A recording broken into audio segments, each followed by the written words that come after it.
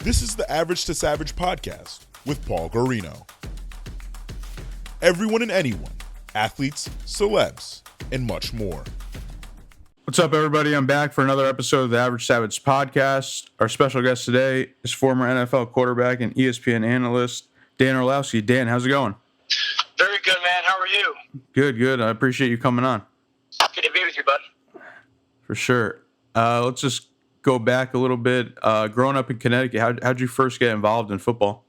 Started playing football at about 8 or 9 years old.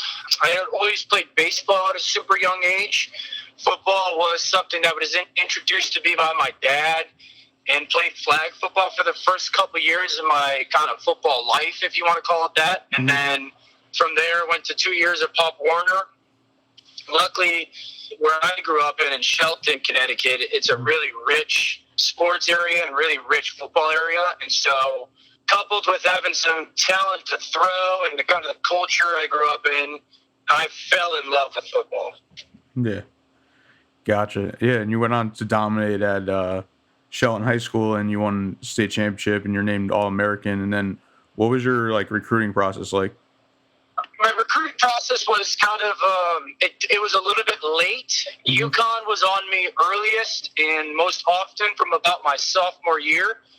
And then I would get your random letters here and there that were, I would imagine, pretty customary for a lot of recruits. And then once I committed, I started making some official visits to Virginia and Michigan State and Purdue, and UConn had stayed on me, and then I committed to UConn before my senior season, and then my recruiting really picked up, where I was getting, offers or letters from Penn State and Tennessee and Florida, but I was so committed to UConn and Coach Edsel, so my recruitment wasn't crazy heavy, but once I made a commitment to UConn, it actually picked up a little bit.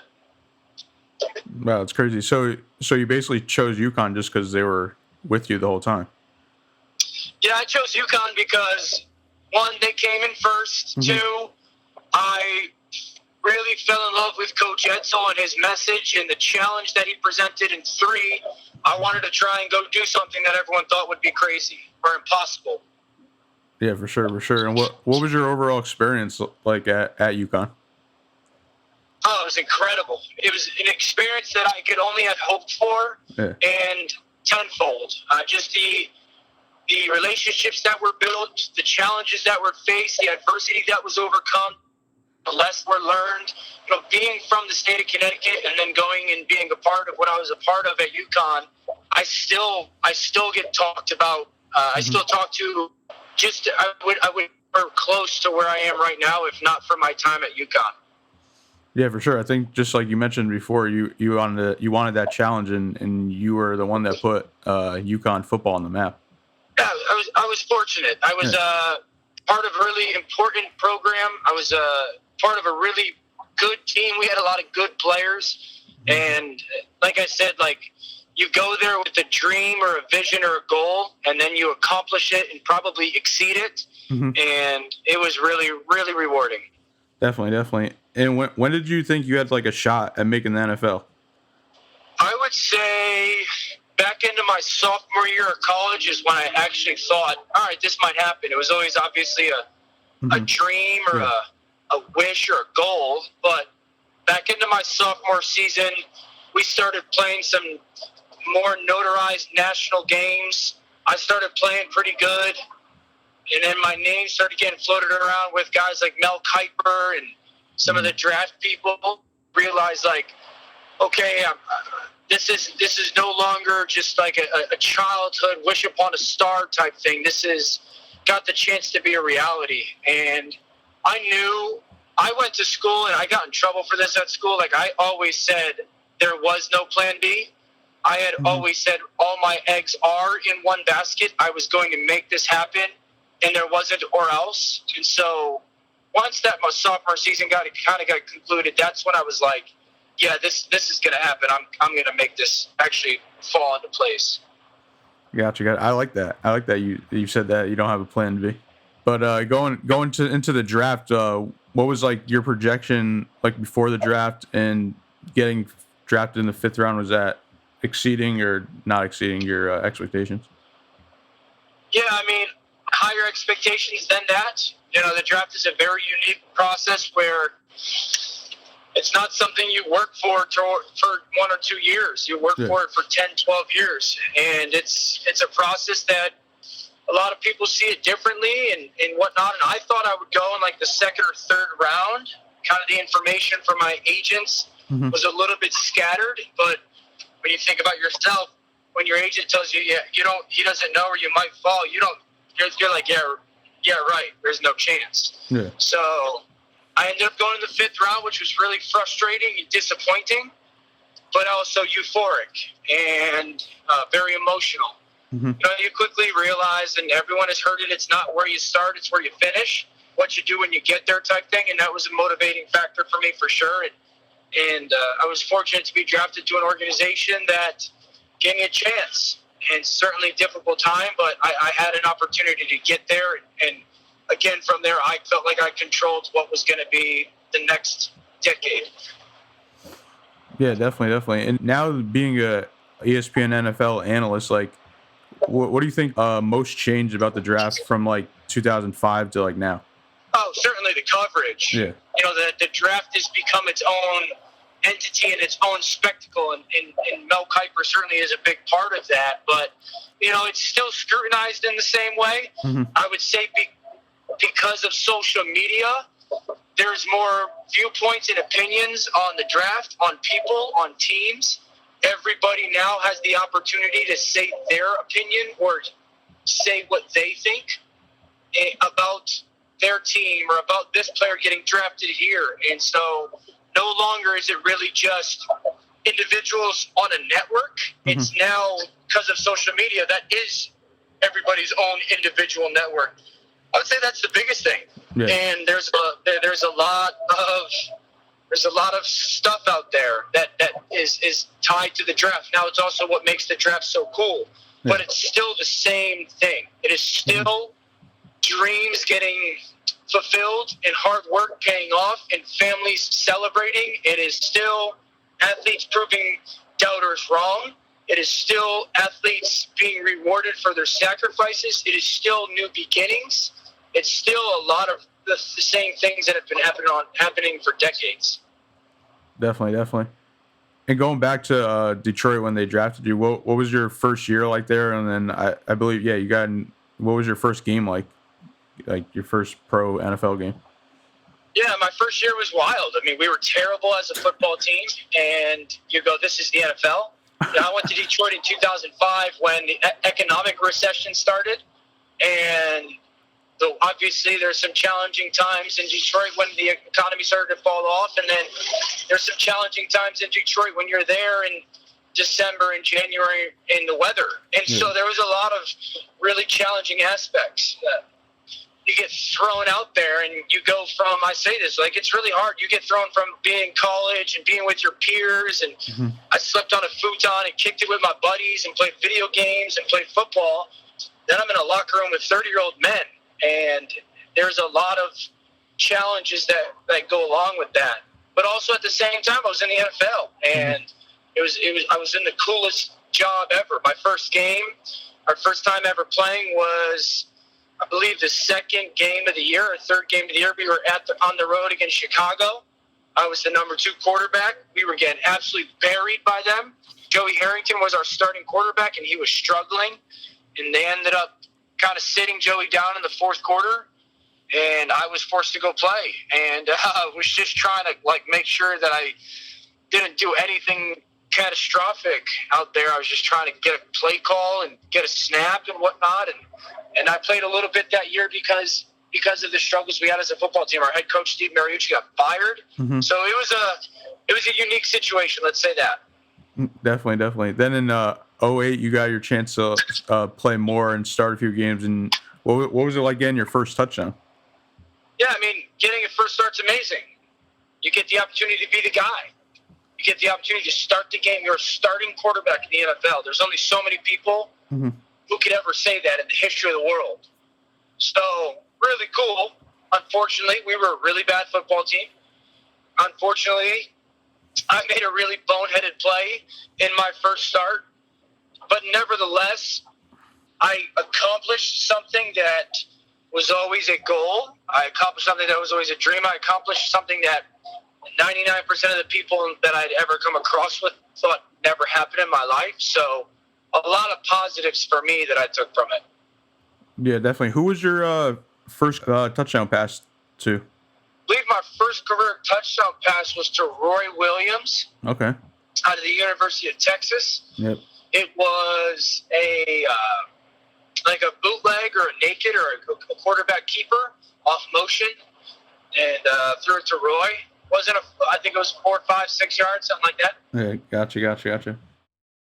So after that season, you were a free agent, so you got to like pick where you wanted to go. What was that like? Free agency was dope.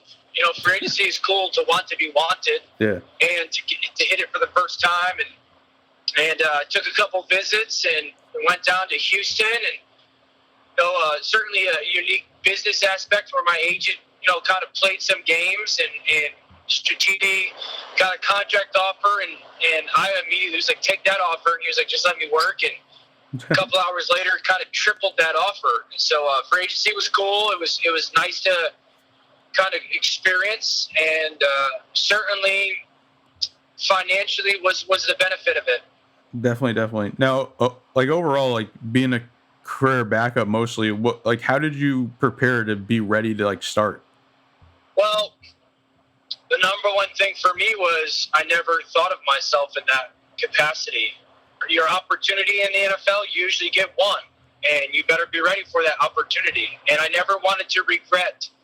I never wanted to have regret be a part of my career where the opportunity presented itself and I was not ready. And so I always prepared and practiced and got myself ready and went about my business on Friday nights or a Saturday like I was going to take the first snap. I owed it to myself. I owed it to my future self. I owed it to my teammates to think in that capacity. Definitely studied a ton and watched an extreme amount of film. That was going to be my, I don't want to say preparation, but that was going to be how I was able to go confidently onto the field, as if I mentally knew my game plan and mentally studied a ton of tape and knew the defense. Mm-hmm. I felt like I could go on the field confident and play if I didn't have 1,000 reps. Definitely. And what made you go back to Detroit 2014? Jim Caldwell, the head coach, who I had the opportunity to play for in 2011, was certainly part of that. I always loved Michigan. I always loved the people there. Frankly, money, and the contract that was offered to me. I did not know Matthew Stafford at that time, but I was super intrigued with working with him, and that was the main motivation. Gotcha. And what advice would you give to a young football player trying to get a D1 scholarship or trying to make it to the NFL? It will take more work than you could ever fathom. It will take more sacrifice than you could ever fathom. It will unquestionably challenge you in ways that you never thought you would be challenged. It will 100% be worth it. I've been around a lot of guys that regret and will send me messages or send me notes or call me or text message me, and they will always say, I wish I worked harder. I wish I focused more. Or I wish I listened to you, or I wish I worked out with you, or whatever. I don't have a single guy who has ever called me and said it wasn't worth it. You know what? The work that we put in didn't pay off. Don't listen to other people. Accept the people that matter to you. Again, I played for 12 years in the NFL, and 99% of the people that I had come across in my life told me I never would. So you're always, no matter how good you are, someone's going to tell you you can't. Just because someone tells you you can doesn't mean you have. And it's important to understand that it doesn't happen overnight. It happens through failure.